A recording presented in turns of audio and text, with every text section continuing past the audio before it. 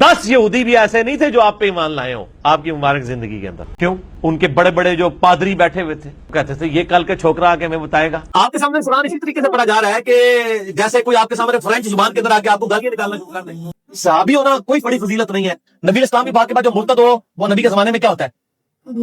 مسلمان نہیں سر، سیادی. ڈیفینیشن ہی بول کے سیادی تھی. جس نے ایک نظر بھی دیکھ لیا. یہ تو کامن جملہ ہے، یہ تو بھیڑ نہیں ہے، یہ تو نام ہے. ایک خدا جو ساری قدرتوں کا مالک ہے اور وہ اکیلا اور یکتا ہے، وہ آپ کو یہ آفر دیتا ہے کہ صرف یہ 60 سال کی زندگی مجھے دے دو تو میں بھی ایک منی خدا بنا دوں گا، تو میں نے کہا تھا کوئی بڑے سے بڑا بابا ہو یا کوئی پیغمبر ہی کیوں نہ ہو، کوئی شخص اپنا پیشاب بھی نہیں روک سکتا.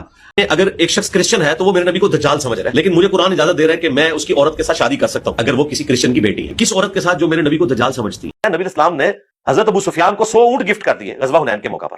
تو انصاری چند جو لونڈے لباڑے تھے اندر جو ناصری گھسے ہوئے ہیں وہ کہتے نہیں یہ تو وہ تھے باغی تھے جو حضرت عثمان کو قتل کرنے آئے تھے. معاویہ کا پیٹ پوری زندگی نہیں بھرا. وہ صحابہ کرام تھے. معاویہ کا پیٹ پوری زندگی نہیں بھرا.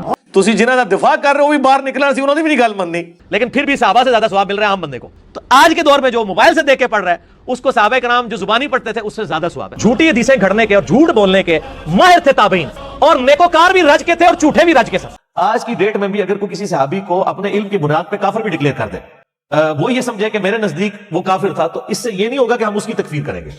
ہم نہیں کرنا چاہتا لیکن مجبوراً کرتا ہوں. بس حضرت معاویہ کو رضی اللہ عنہ کہنا میں آج تک کہہ رہا ہوں، آندہ بھی کہوں گا، دل نہیں مانتا. ایک خالد ابن ولید چھوڑ دیں، 1000 خالد ابن ولید بھی نکلے تلواریں لے کر اور سامنے سے ایک کلین شیو یہودی نوجوان ایک کلاشنکوف اٹھا کے نکلے، تو اینڈ رزلٹ کیا نکلے گا آپ کے سامنے؟ یوٹیوب نہ ہوتا تو انجینئر محمد علی مرزا کیا ہوتے؟ حضرت ابوبکر، عمر، عثمان و علی کی جگہ اگر میں اس زمانے میں ہوتا تو میں پہلا خلیفہ ہوتا یا دوسرا ہوتا.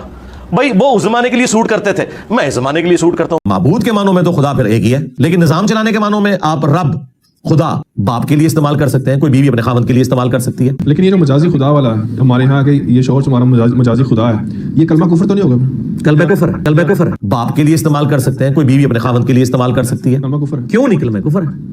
خدا کا تو کوئی مجاز ہے ہی نہیں ہے نا سر. جو نبی اسلام نے ہمیشہ پڑھے، ہم کہتے ہیں یہ سنت موقدہ ہے. یہ وہ فالتو ہے جو حضور شوق سے کیا کرتے تھے، فالتو.